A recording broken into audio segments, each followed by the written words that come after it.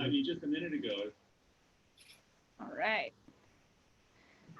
Hi, everyone who is coming on in. We got people pouring in by the second. Welcome. We'll give a minute or two for everyone to pop on in before we do introductions. We'll start with some housekeeping. In case this is your first time using Zoom for a webinar, we'll tell you how you can interact with the panelists and as a question and answers section, and then we will launch into talking with our wonderful panel that is shown before you. So let's see.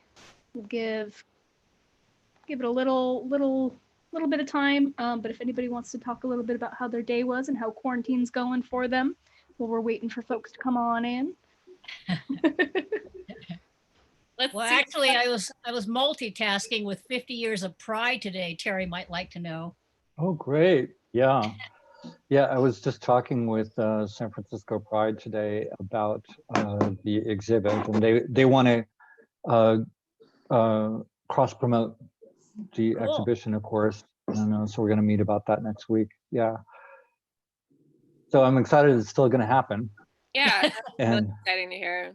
And that's something I'm also working on. I curate at Senator Wiener's office, and we've been doing these exhibits for about 3 years now. We do about 3 to 4 a year.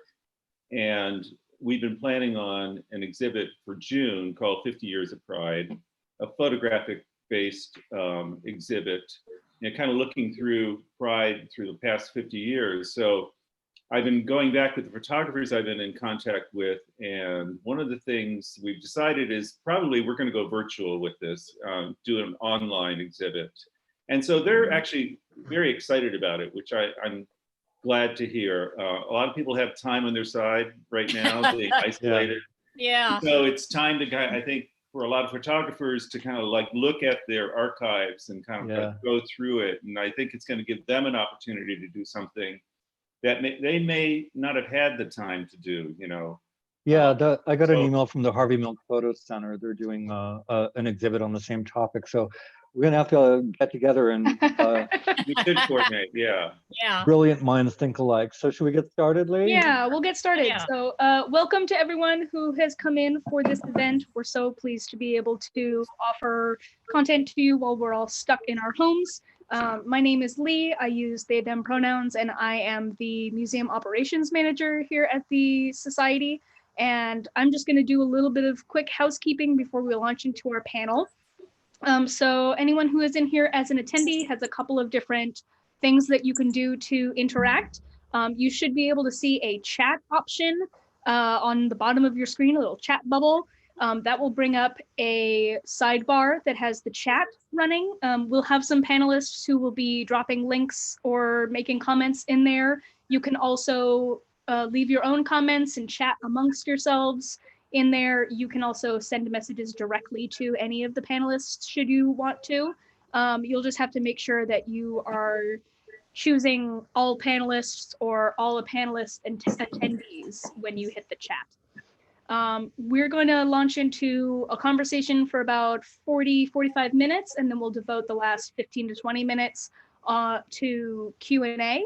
And so to interact with the Q&A, you should have a Q&A button in the bottom on the bottom of your screen, and you can type in what you would like to ask the panelists, and we will address them as they come in once we get to our Q&A section. If you have a question, don't feel like you have to wait until the end to send it in if it's via text. You can send them in. They may get answered as we talk, but it will be there and I will be monitoring them, and we'll have it ready for answering when we get to that section. Also in the question and answer section, you do have the ability, if you have a question that you want to give out loud, we're going to try to limit that just because we're short on time, but if it's really something that you need to feel like you need to say, you can hit the raise hand button that you have. And then I will be able to see that as the moderator, and we will get you in the queue there. And so with that, I would like to welcome our Executive Director, Terry Beswick, who will be moderating this panel. Thank you, Lee. Thanks so much for putting this together. You've really done an awesome job, as has our entire staff over the last few weeks. So this Fighting Back series started a few years ago at the GLBT Historical Society Museum. Shortly after the inauguration of the current president, we decided that we really wanted to bring in different experts and historians and activists from different fields of study and experience, together with panels to look at historical historical topics, but really contemporary issues in a historical context, and kind of like help people to draw connections between the work in the LGBTQ movement in the past to current social issues, and in particular hot button issues. And so with this series, we started last week with a forum on ACT UP veterans and looking at the world of AIDS activism in the 80s and 90s and how those techniques may or may not apply, and those issues may not apply to the COVID epidemic today. And so that was really interesting, and we have that recorded and on our website if you want to check that out. So for tonight, we wanted to bring together artists and curators and look at the question of art in the paradigm of pandemics. And of course, we have 40 plus years of experience of artistic responses to HIV and AIDS, or to the society and the culture that AIDS and HIV were a part of. So I think in many ways, directly or indirectly, the epidemic influenced creative work in all media, whether it was direct subject matter or not. So similarly, now we find ourselves, we don't want to get with this series too much into comparing the two epidemics, but we really want to look at how our experiences with AIDS in different areas inform our experiences or our plans and our responses to the COVID epidemic. And so, and who better to do that than people that have lived and experienced the AIDS epidemic, or have studied it and responded to it through their art and their curation. And so I'm really excited about tonight's panel. We have now about 52 minutes, which is not enough time to talk about art and pandemics. So let's just put that out on the table.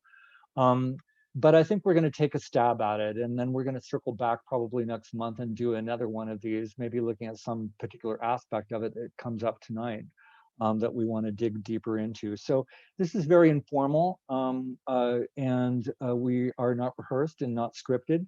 But I first want to just go around and introduce everybody quickly, and then I'll go around again and ask you all to talk for just a couple of moments about your work and how it has been informed by the AIDS and COVID epidemics. And then we're going to dig a little bit deeper into some specific aspects of this this topic. So let me just go around first. So E.G. Crichton is a good friend. E.G. has been a long time associate of the GLBT Historical Society in various roles, as a resident artist, as well as I think a board member for a while. I don't think we tricked you into being a board chair at any point, did we? No. Okay. As a board member, but also as a curator, I think in my experience, most importantly over the last several years, and has curated shows that bring together artists to look at historical materials and interpret them through their art. In particular, the Outlook show that we had a couple years ago, which was really amazing, bringing together young artists. And E.G. is also a professor emeritus at UC Santa Cruz in art. So I'm really excited to have E.G. and to hear from you. Katie Conry is executive director of the Tenderloin Museum. And we recently went with our staff and some of our board members to tour the Tenderloin Museum. If people haven't gone, please go. It's really an exciting and wonderful and very queer museum and space for people to come together, also around contemporary art shows. And so And I thought of Katie for this panel in particular because you're curating, well, you've done some amazing work like the Compton's Cafeteria, Riot play, and I think that's hopefully coming back. But also the current exhibit that you have up called, I believe it's called Shelter in Place. So I'm hoping you'll talk a little bit about that and also your upcoming gala. Joseph Abadi, I recently ran into and met, and we didn't really get into talking, but I think we exchanged cards, but we met while I was lobbying Senator Wiener for some money. Of course, that's all gone down the rat hole now, but I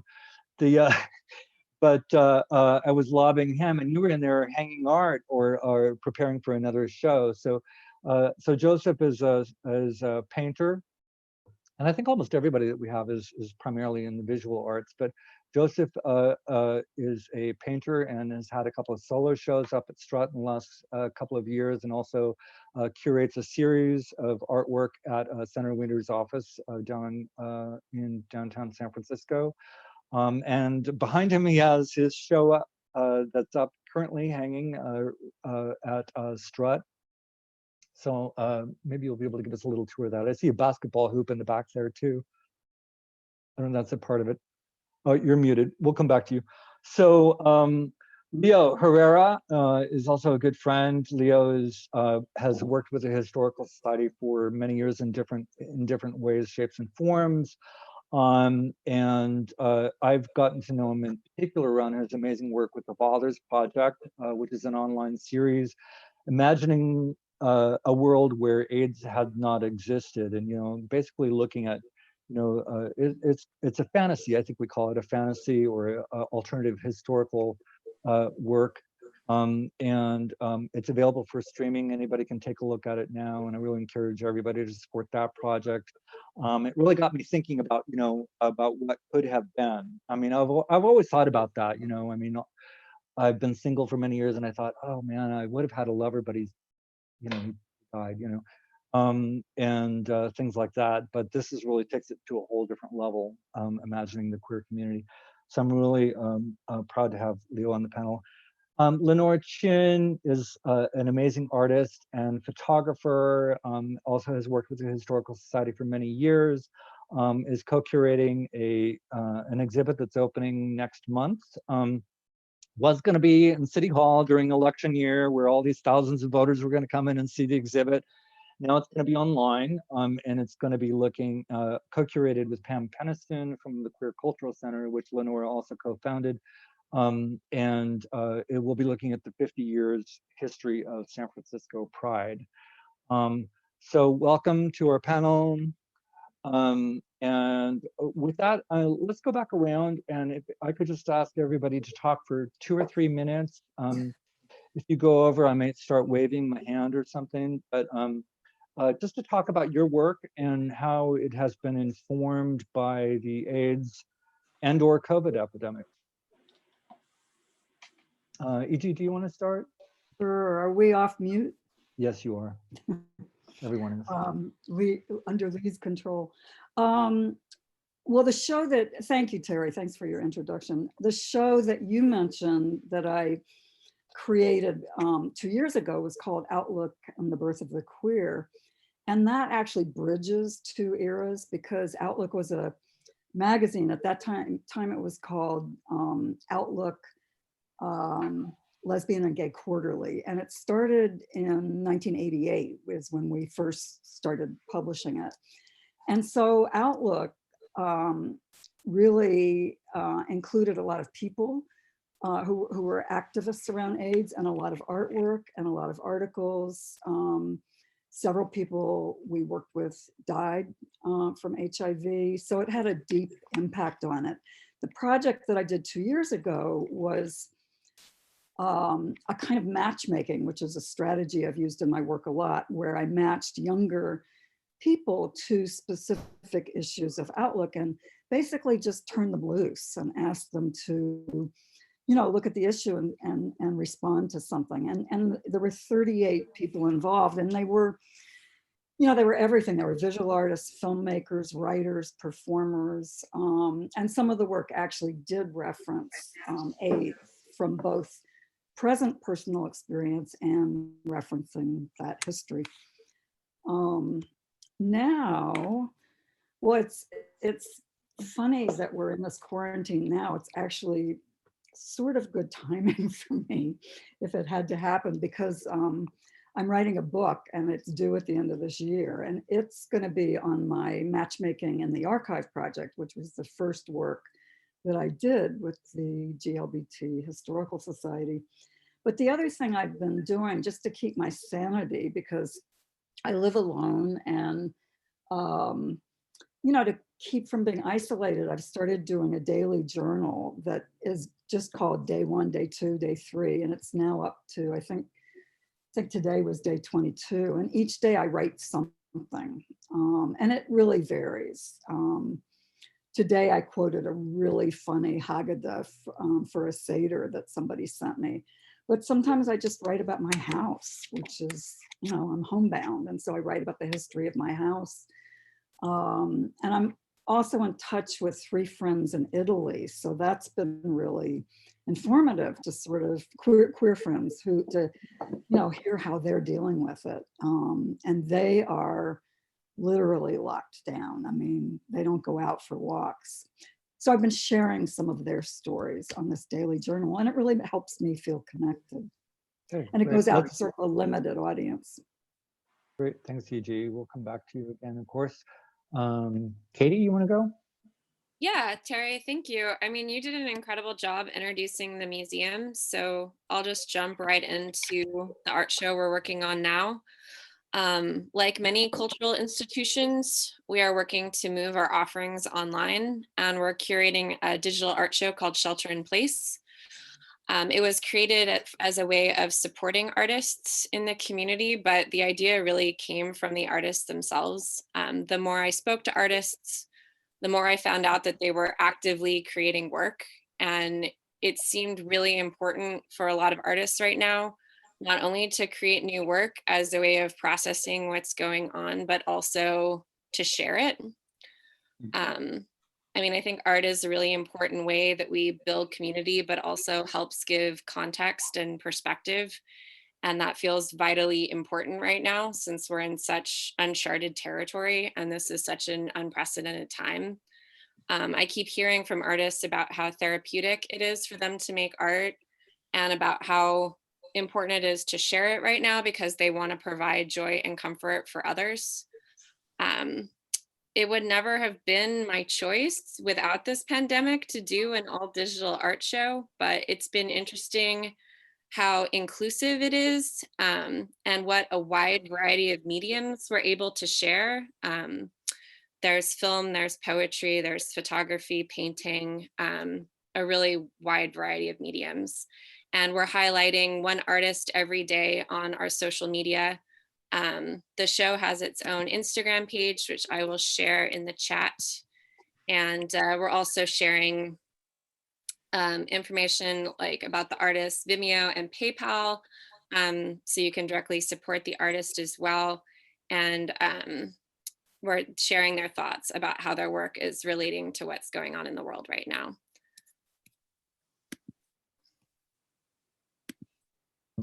Thanks. Joseph? Thank you, Terry. I'm sitting, behind me is a photograph of the exhibit that I currently have up at Strut called Queries. And I'm an artist and curator. One of the things that I started to see happening recently, especially on social media, was a certain amount of self-censorship that it started with Tumblr. I had done a blog for about 8 years, documenting different queer, whether it be fetishes, beauty, or just interests in the queer community. And then all of a sudden, 2 years ago, when they started restricting adult images, I had to take down that that blog that I had worked on, and I had collected over like 50,000 photographs. So what I did with Queries here is most of these images are paintings are based off of images that I had collected. And I thought, when I think back during the AIDS crisis and when we were talking about silence, you know, equaling death, I started to see that happening again in social media, or else at least shame being brought back to us because we couldn't express ourselves. So these paintings are a response to that. Some of my interest and that of the other queer community. And so that's what I'm trying to do right now with my work. And I see that very important right now during this period, especially like during COVID-19 too, to remain active and to allow our voices to be seen. And since we're all online now, I think we're all starting to kind of make that shift right now to, well, if I can't have it in a physical environment, I'm going to start sharing it more in a virtual or online environment. And that's the same thing with my curation at Senator Wiener's office. We've been doing exhibits for about 3 years now. And each exhibit, we look at different groups within the San Francisco Bay Area. We've done 3 pride shows. We've looked at housing. We've looked at nightlife. We've looked at the Asian diaspora. We've looked at Latinx culture. And we've been planning on, especially for this June, the 50 years of Pride celebration, to do an all photographic exhibit to kind of document the last 50 years, but it's very uncertain whether we'll be able to have that physically. So I've been talking with the photographers I've been in contact with, and now we're starting to make the shift. It's probably going to be a virtual show. If it can be a physical show, that'd be great.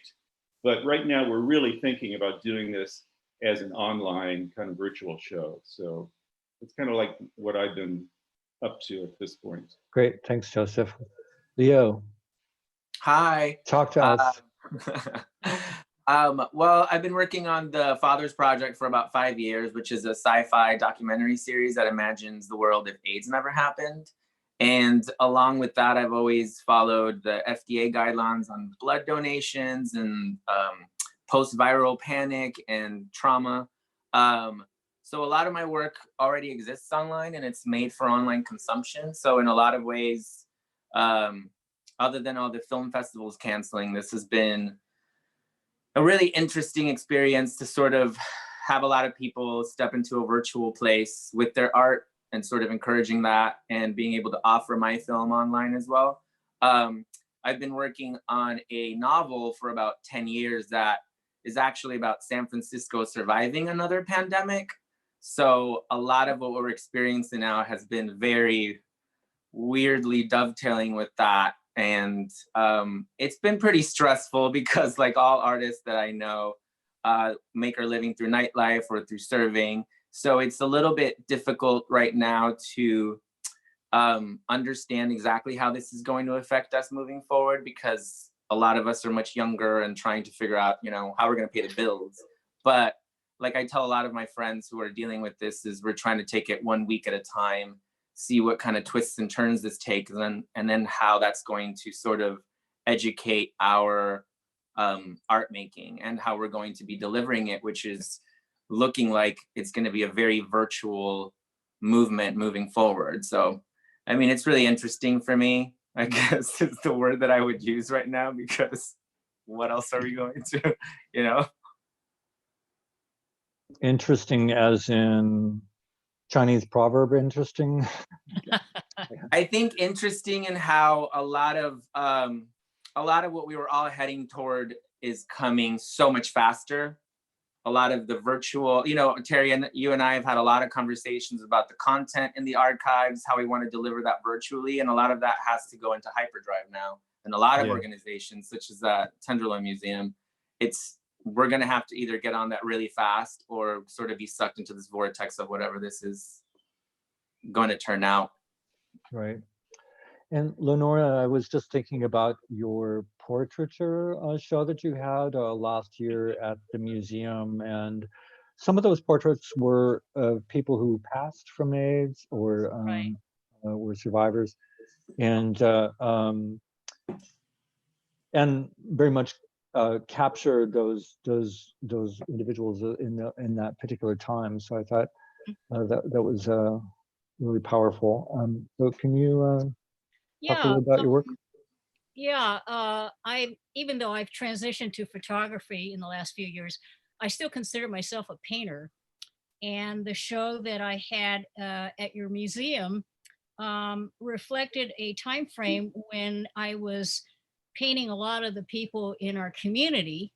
Um, it wasn't intended to be a sort of portrait per se of an era that turned out to be the last pandemic, but and ultimately it did cover that because I'd been painting for a good 30 years or so, covering the community and its evolution and all of that. And so a lot of those canvases, uh, they were portraits of the friends who were largely gay. And when I gave a talk at your museum, I would introduce all these people, give a little history on each of them. A lot of them were in the arts.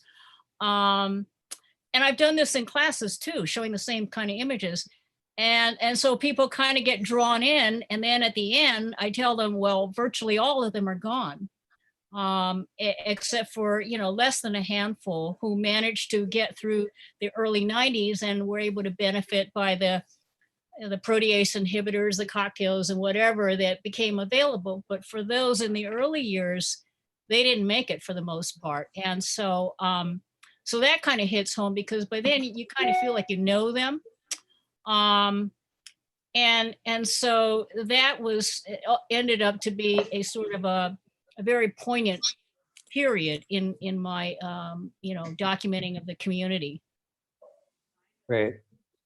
Okay, well, a lot of good stuff there to dig into a little bit. And I want to toss out sort of like a little question, I guess. But first, I just want to say, I moved to San Francisco in 1981, which is, of course, when the first cases of this unknown virus were reported, or this gay cancer was reported.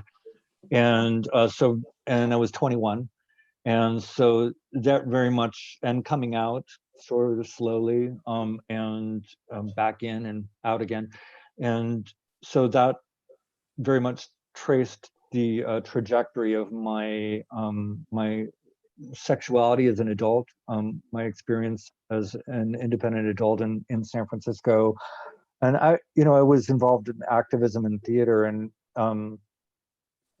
I guess when I think back to the 80s and 90s, the art of who the artists were that I thought really sort of captured the zeitgeist of the time, I always think about Jerome Kaha and of Angels in America, Tony Kushner's series. And so, but I also think about like our ACT UP paraphernalia and skits that we would put on, and costumes that we would wear, and graphic arts that we would create. And all of it was kind of like, some of it had an element of fun or dark humor to it. I also think about Disease Pariah News and their dark humor. But it was all coming from that place of fear and anger and protest also, and about the virus, and about the government inaction to the virus, about the way that different people were stigmatized, and of course gay people, people of color, IV drug users, and there was that. But for me, it was always like a sense of of my lost, sort of like my lost, the life that I could have had. The freedoms that I was excited about gaining that were taken away. And that was my initial impetus. And then I got to know people who were HIV positive. I was negative back in those days, and or who had AIDS. And then I got to know people who died. And then I started, a lot of my friends in ACT UP were dying. And now today, this morning, I was on a call with some colleagues, or a Zoom meeting, and people were talking about how staff members have it. Staff members who have COVID, and one who said their staff member is hospitalized and it's really touch and go, you know, and they have some underlying health conditions. And I'm definitely getting that that echo from the past, and a lot is coming up for me emotionally. So with that, I just want to open up to whoever wants to talk about anything related to COVID and AIDS and how that sort of informs artistic expression, and where that impetus comes from. I mean, we say AIDS or COVID may inspire it, but how does it inspire it? You know, what is the precipitating moment or image or story that provoked you to sit down and create something in a pandemic? I can say one thing, since I've been in isolation and using my Instagram account, I have done some series of paintings which are word-based. And so I've kind of gone back to thinking about words. A lot of times I'll appropriate sentences and kind of recontextualize them in another way. But more recently, I found myself just writing, you know, much like a journal, and turning it into a post every other day or so. And I haven't felt I had that kind of freedom to explore my words. And for me, it's been kind of a nice way to mark this time, and a nice way for me to kind of really reflect on what's going on in my life. So it's kind of pushed me into other areas where I haven't really been thinking of, or I haven't had the time to, but now I'm kind of really thinking about words and using them as kind of my own little billboards in a sense. What's interesting that you're bringing up words, because it makes me think of the kind of graphic arts that really became innovative in a new kind of activism from Grand Fury, from different ACT UP groups that were word-based often. And I know that in New York, there's a group, I think called the Illuminator, that has been projecting words up on buildings. And there are things like cancel rent. Where are the fucking where are the ventilators? You know, various comments projected like large on a skyscraper building. So I think sometimes words, I mean, this is early days, but I think sometimes words are really needed. And it was very much part of the activism. Yeah, you're right. Like the 80s and 90s, you know, Guerrilla Girls and ACT UP, you know, words were really, when you look back at the artwork back then, it's probably the word documents that you remember best, you know, from that period. Yeah, I'd love to share real fast an artwork we're featuring in the show of the word reset.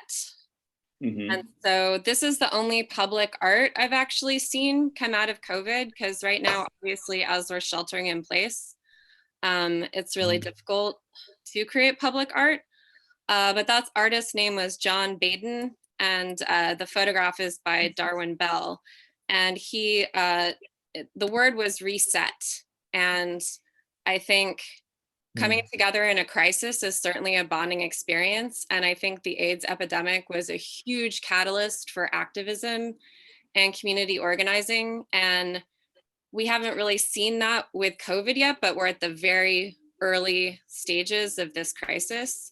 And the thing that I keep hearing from artists is this idea that they want to spend this time reimagining the world that we live in. And they don't want to go back to business as usual. I think what's interesting now too. Oh, I'm sorry. Oh, just real quick, all of it reminds me of the work of Barbara Kruger with the high impact text that she was using, or like the iconic silence equals death. That was all from that time frame too. Right.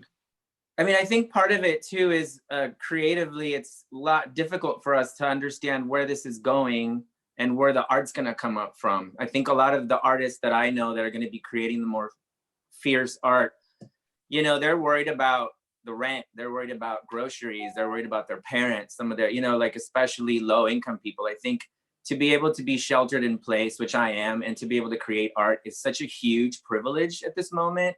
So I think a lot of it is going to be on the delay, that I think a lot of the issues, including the viral transmission itself, is on this long delay, and we're not going to realize what the consequences of this are until much later. And I think we probably won't be able to see COVID art that really touches upon a lot of these raw nerves until a couple of months later. And then, I mean, we're still not even understanding the full financial ramifications of it. And I think a lot of great art also comes from financial desperation as well. Yeah.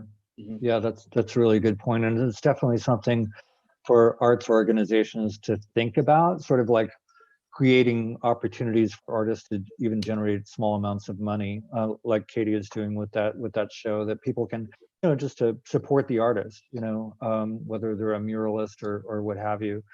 But also, I think that, does it take a little bit of time? I mean, I mean, for me, even with the kind of slow-moving train wreck of HIV and AIDS, it took a while for me to even like have some kind of perspective on what we were experiencing. You know, it was kind of like reactive, and now we seem to be in this, you know, on fast forward epidemic, and which reaches so many different sectors of society, and we could talk a lot about that just from an activist perspective, what that means. But does it take time for you guys or for artists to create, to take those prompts that you see in the news and in your own personal lives and your worries and your fears, and digest that and regurgitate it as a thing that is? Yeah, I think for me, it takes time to absorb. And one thing I've been doing, I just posted some art resources, COVID-19 artist resources in the chat, and also Artist Relief, that any artists here, if they're interested, I just applied to the Artist Relief today. But the COVID-19 artist resources has a long list of different resources around the country for artists to look at, because I think right now, I mean, especially living in San Francisco, it's difficult for a lot of artists, for one thing, just to pay the rent, you know? Yeah. And, you know, now we're faced with this isolation and not really being able to get out there. So I think the first thing we're going to do is probably try to protect ourselves. So I think a lot of artists are going to be looking at, where can I find resources for myself right now to keep myself sustained, to get through the next month, maybe. You know, they're not even thinking probably 2-3 months, it's just month by month. So I think by sharing those resources around our community, we can help perhaps sustain a lot of the artists who really are living on the edge already. It's already difficult living in a high rent city like San Francisco. So I think that's top of mind right now for a lot of artists. I think, Go Go ahead. I think that if we don't define art too narrowly, that there's actually a lot already happening that has to do with people really coming up with creative ways to be collaborative, given that we're all, you know, isolated in our homes. There's just, I mean, too much to even keep tabs on, but I think people are inventing ways to not just share art, but to creatively engage with other people, like we're doing now. I mean, and I think that's a really significant immediate response that shouldn't be overlooked just because it's not like high art. Well, I think we're also, all of us are creating content for one another in a way that we haven't had to do in a long time. So we're all communicating via social media, and everybody can sort of put their wacky little thoughts in there, their weird little pictures that they take. But now the way that we're defining what that is so much different, because the audience is so much more, you know, at home, actually paying attention. I wrote this little writing sketch about me fixing my dishwasher because it broke. And I just decided to sit down and write this really like intricate sort of diary entry about me fixing her, and like, you know, gave her all these characteristics. And somebody wrote me and they said, oh, that was like high art, you fixing that. But, you know, I fixed the dishwasher and I took an hour to write this thing. And instead of just putting it away or even not thinking about doing it like I would have normally done, I put it online. It was a cute moment. It killed an hour and a half, 3 hours if you count the dishwashing and fixing part. But it allowed me to sort of get this thing out of me, put it out there, and then eat another evening, you know what I mean? And like just be able to relax and then be able to get feedback from people. And I think that's what a lot of artists have struggled with, that in the social media age, depending on the generation that they live in or the work that they do. And there's been a lot of resistance to that. But I think now we're pretty much left without a choice. So I'm seeing the people that are really jumping into it and being able to put their work online and express themselves in a way that sort of pleases everybody and sort of helps them get through the day has become important in a way that I don't think it was before. I think it was such an echo chamber. I'm seeing a lot less political ads from our friends. I'm seeing a lot less arguments. It's more of like, what did you do to get through the day? What did you create? What did you cook? There's the cooking pictures themselves have been a whole art form of people that I didn't even know could cook, or they're just learning how to cook right now. Yeah, I'm really Sounds a little bit like some of the Instagram live little videos that people have been inventing, and they've gone viral. Yeah. Yeah. And who's on TikTok? Can I see a show of hands? I just got on there now. Oh, I lied. I'm not. Go ahead, Katie. Oh, I would just say that, yeah, from all the artists I've spoken to, a lot of their artwork right now is very personal and about how they're dealing with the crisis, and art as like a therapeutic tool for them, kind of dealing with isolation and dealing with their world being turned upside down. Their concept of time comes up a lot. And also, I think that we will see art get more political as this crisis unfolds. But right now, people really are, it's very personal right now. Yeah, and it is an election year, and I think that sort of like lights a fire underneath the responses to COVID. Actually, even if it wasn't an election year, I mean, we're just suffering under this administration that that really demands response, whether it's political or creative. But I mean, I think also, like, much like the AIDS epidemic, low-income people are being disproportionately affected. And I mean, the main connection between the two of them is a criminal, negligent leadership by the federal government. Yeah. And you know, and I really want to I just really want to acknowledge the realities, the economic realities, not to mention the constraints of being shut in, and how some of us do have the privilege to create and have the opportunity and the materials to be able to do that, whether they're online tools or what have you. A lot of kids, they don't even have access to the internet, you know, and so at the same time, you know, I think that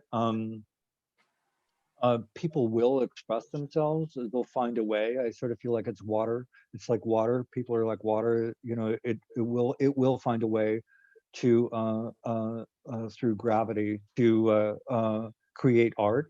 And so that is going to happen, even if it's graffiti or even if it's a TikTok video or something like that.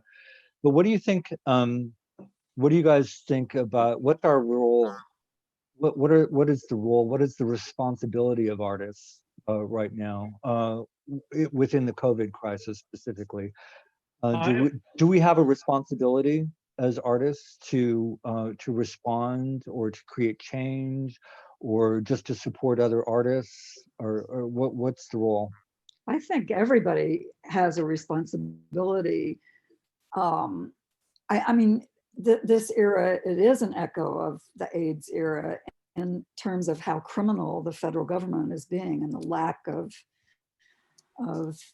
action. So on some level, I do feel like it's a moral imperative that we all find some way to respond to that. And how that gets defined artistically is really going to vary. And I don't know yet for myself exactly. It's early days, but and what you said, Terry, about it being an election year too. I mean, our problems predated the COVID epidemic for sure. I think if I see any kind of responsibility, which is kind of a hard thing to put on an artist, really, because it's like, you know, what is that supposed to be for everybody? Everybody does art differently. But I think personally for me, I think there's two big responsibilities for artists. One of them being to record the history of what's happened, because a lot of this is going to get, you know, put under the rug. A lot of the government negligence that led us to here is going to be conveniently left out of the narrative. But I think for me personally, the responsibility that lies for me as an artist being 38 is that there's going to be 22-year-olds, 19-year-olds, 17-year-old queer kids that are going to grow up with a pandemic, living under the shadow of a virus for a very long time. Their development as teens, as tweens, is going to be living with something where a handshake became a taboo. And so I think the responsibility for young artists like myself is to remind them that there was a link that had to be done, such as what I've done with my work, of an older generation teaching me what it was like before AIDS, so that I would be able to create a piece of art like what Father's was, and so that I can remind them what it was like for those 6 years that we had PrEP and were not scared of a virus for the first time in 35 years, and being able to create art that sort of speaks to them, honors what I went through, honors what my generation before that went through, so that it sort of continues that link. And until we've realized where this COVID thing is going, we're going to be able to define what those links are and how strong they are and what makes them stronger between generations. The one thing, I'm sorry. Go ahead. Go ahead, Lenore. I was just thinking, you know, because I've been talking to people who did go through that, and they're expressing that familiarity. I think part of the thing that on us is to pass on, chronicle, like you say, but also pass on what we did back in the day to resist and survive.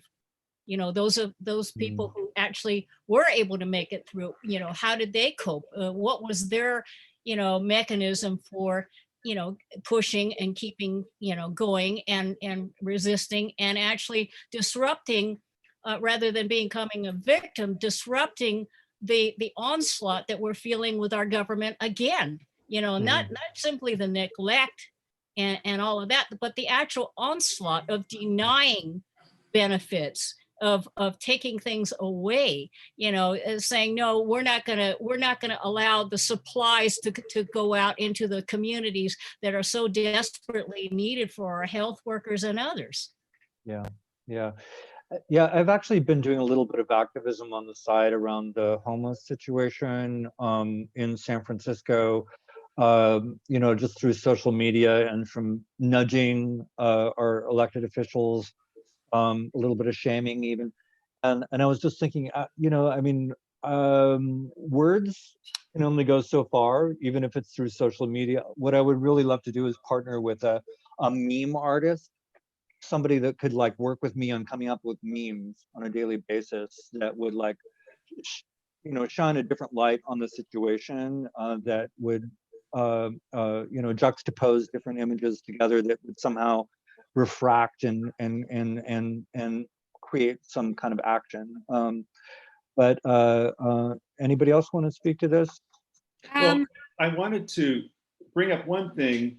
I've been trying to look at what kind of positive outcome can we learn from this? And I know everyone's trying to take care of their lives, you know, get it back to normal. But, you know, I've noticed, you know, the earth has taken a break, you know, it's taken a breather, and we're seeing animals in the streets like we've never had before.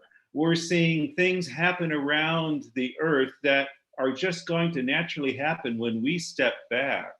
And that's something I want to learn from during this period. And I hope we don't forget about this, because if anything, I think nature is really teaching us something right now, that we need to maybe like pull back a little bit, and maybe things aren't so bad if we're not trying to build and build and build all the time. Maybe it is nice just to sit back and enjoy this earth, and that's a lesson I'm trying to learn from this right now myself.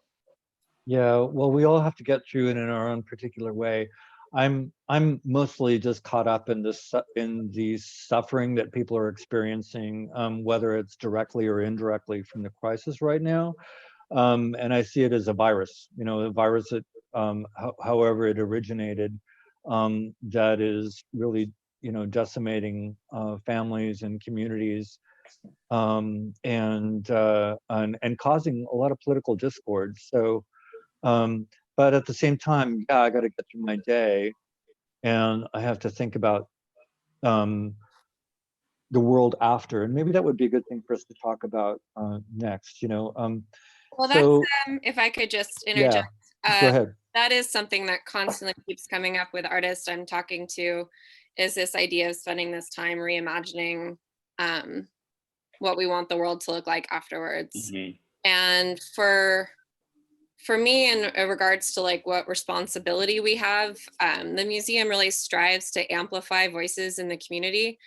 And that is very challenging right now, when a lot of people in the community don't have access to the internet. And we're really working to try to, in this time period, like see what's possible. We're producing an event at Open House at the end of the month I'm really excited about. And the whole idea behind that event was to kind of create camaraderie and entertain LGBTQ seniors that aren't as tech savvy. And there's going to be some drag performances in this courtyard that they have, that we're able to do using social distancing. And that is just a project I'm really excited about, that does not take place online and serves a community of people that doesn't have access to the internet necessarily. Great, cool. I hope it's streamed. Oh, it will be. Okay, yeah, cool. That sounds Somebody really wrote awesome. in something really beautiful. If I can just read. Yeah, something. go ahead. Yeah, the on question the I asked Q&A. earlier was probably from the same They person. say, as storytellers around the fire pit, we artists bear a responsibility to uncover subtlety in the face of awe, permanence in the face of erasure, clarity in the face of ambiguity, wonder in the face of horror, and truth in the face of lies. Especially during dangerous times such as these, it is the artist's role to take in the darkness and breathe it out as fire. Great, that's beautiful. Yeah, thank you. Ready or Not. I don't know if that's a pseudonym, but thank you, Ready or Not, for all your questions and comments. I tried to sort of work them in there. And we only have a few minutes left, unfortunately, and I feel like we've just skimmed the surface, and probably this is where the real meat of the conversation would begin. And so all I can say is we can make a commitment to come back. Actually, I'd love to have you all back. And with benefiting from another month, perhaps, of living in the COVID crisis, that we would have some different ideas and experiences to share about this. But in lieu of that, we have a few minutes just for another go around for everyone to give any kind of last thoughts on, what do you see coming out of this in the artistic realm, out of the COVID crisis, and what do you see the cultural dynamic looking like, particularly in San Francisco, as we move forward through this crisis and imagining a world where we've adapted to it? I think we're not going to be able to know a lot of those answers until we get a lot of information that we're still missing about biologically how this virus works, how immunity works, how the testing is going to work, when are we going to be feasibly put together in a room. I think until we get I think that's what makes this the most difficult, is that everybody's in a holding pattern because we don't have a lot of that information. But I think the most important thing to remember moving forward is that the reason that we don't have that is because of the same government negligence that led us to the last epidemic. So I think until that happens, all of what we can do is sort of creatively visualize the ideal situation. So for me, I've been, for example, working on short stories for a long time about what would it look like if I had a hug party and, you know, everybody bought their own COVID test and we had a rapid test. And so I think sort of thinking in a sci-fi realm right now, I think for artists is going to be important. And also taking into account the biology of this thing is going to be really important, and being as informed as possible as artists. I think for the first time, artists are going to have to really explore the biology of the virus for their own careers. Honestly, I work with nightlife people that are asking, you know, what are these dance floors going to look like in the summer or in the fall, and what bars are going to look like. And so there's a really direct correlation between nightlife and the arts and servers and all of these communities, and especially marginalized communities. So until we sort of get that information, I don't think there's going to be a lot for us to do other than wait. You know, as I think we can ask questions and we can imagine, certainly. And, you know, our experiences around AIDS certainly like exposed the vulnerabilities and the weaknesses in our society and our culture, the inequalities, and certainly we're seeing that with COVID, and that's happening. That's happening now, and I think it gives us an opportunity to maybe with more intentionality try to create the kinds of art or the kinds of society that we want to have going forward, because everything's kind of like tossed up in the air right now. I think there's a lot of untapped potential. Just on this panel, we've got at least 2 organizations represented, and I think there's a lot more work that could be done both with the Historical Society and the Tenderloin Museum, with artists collaborating with your institutions and doing projects that address all the issues that we've been talking about. I find that exciting. I mean, and on a more global level, I think as depressing as the politics are on one side, there's also a lot of global cooperation going on. I mean, scientists are sharing stuff, what Leo was talking about our knowledge of the virus. I mean, people are bypassing their federal governments and doing best practices. Yeah, and we're that really gives seeing me the kind of a little hope. Yeah, it's kind of bittersweet to see that kind of collaboration happening that we were told wasn't possible during the AIDS epidemic. So it's kind of crazy. I think we had to do it out of necessity, don't you think, Yeah. Terry? I mean, then as now, I think that the strongest thing that we can do is to continue creating our own communities and reaching out and sharing our resources and inventing things as we go along. I mean, that's how a lot of the services back in the day, like Open Hand, came into being, you know, because there was a need and people just jumped in and filled it. Mm-hmm. Can't wait for somebody else. You know, looking to the future of art, I kind of see us sitting here on this panel on Zoom. You know, the digital arts will probably become a little bit more important in the future to all of us, and perhaps VR too. So you can have that nightclub experience with a group of people. You can have that exhibit experience. I mean, these are things that we've been playing around with. You know, the art world does not know how to market it yet. They don't know how to make money off of it yet. It's always been that tipping point hasn't happened yet for digital arts. But I definitely feel with us being isolated like this, we're going to find that. We're going to find the creativity to kind of like get our images and our experiences out there in a way. If we can't be next to one another, I really see that as being something that's going to kind of push the digital arts even more so in the future. And I think that could lead to more accessibility for people with disabilities as we push in that direction, which is a potentially positive outcome from this. I think we're ending in a moment, and I think we are ending in a good spot. And I really just want to thank all the panelists for contributing to this.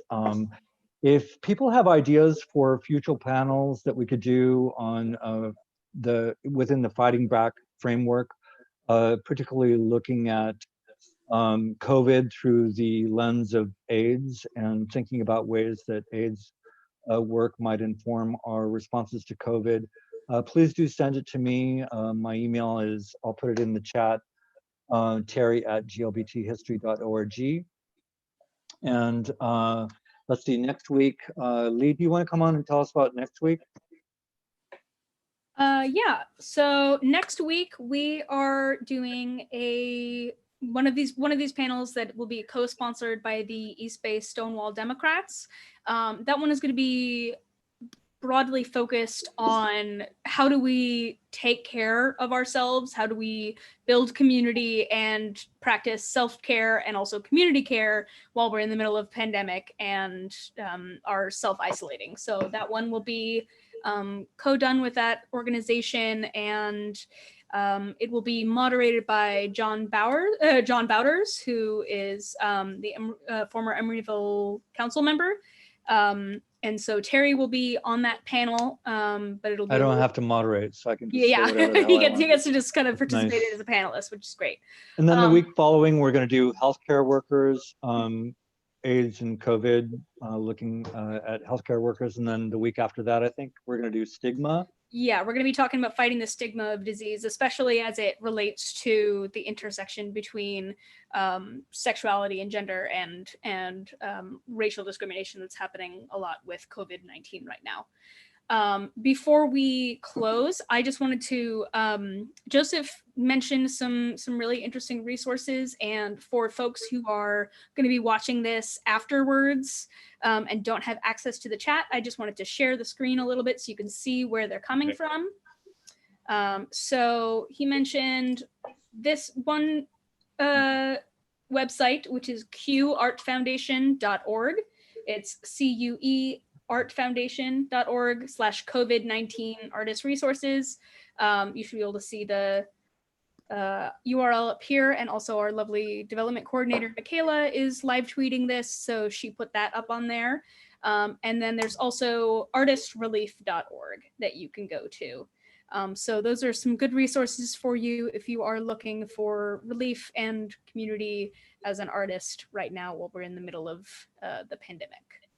Okay, and then Katie also put into the chat the Tenderloin Museum's show Shelter in Place, which is, let me bring up the chat really quick to grab it. Okay. Do you mind dropping that in there for me? Oh yeah, Katie? it's /shelter in place TLM, but I can, There we go. Any other final announcements anybody wants to make? Well, I have a question. Yeah. I think of Lee. How do we, is there a way to keep all of the questions people asked? And also somebody asked where I got that quote that I read. How I cut and paste that actually, and I put it in the chat for everyone Yeah. to read. Oh, good. And I want to thank Ready or Not. You sent some great questions and comments, and I think we should try to capture those, Lee, and maybe archive those with the. Yeah, they will be archived with our Zoom call. I can find I can see if there's a good way for us to transcribe it and put it somewhere. But yeah. Okay, so thank you, E.G. Crichton, Katie Conry, Leo Herrera, Joseph Abadi, and Lenore Chin. You guys have all been awesome, and I really appreciate your time and contribution to this and to the Historical Society. I encourage everybody to go online and check out our website, glbthistory.org, and look at our upcoming events and exhibitions and support us during this time. We don't have income coming from the museum. So if you want to join or make a contribution, of course, that's always welcome. And thank you very much, Lee, for helping to facilitate this and put it together. You've been awesome. Happy to do so. Thank you, Looking Lee. forward to the work as well. Yay. Thank you, guys. Yay. All right. Thank you. Thank Wash you your so hands. much to everyone. Okay, All right. thank Everyone you. stay healthy. Bye. Stay at home. Bye. Bye-bye. Bye. Bye. Bye. Cheers.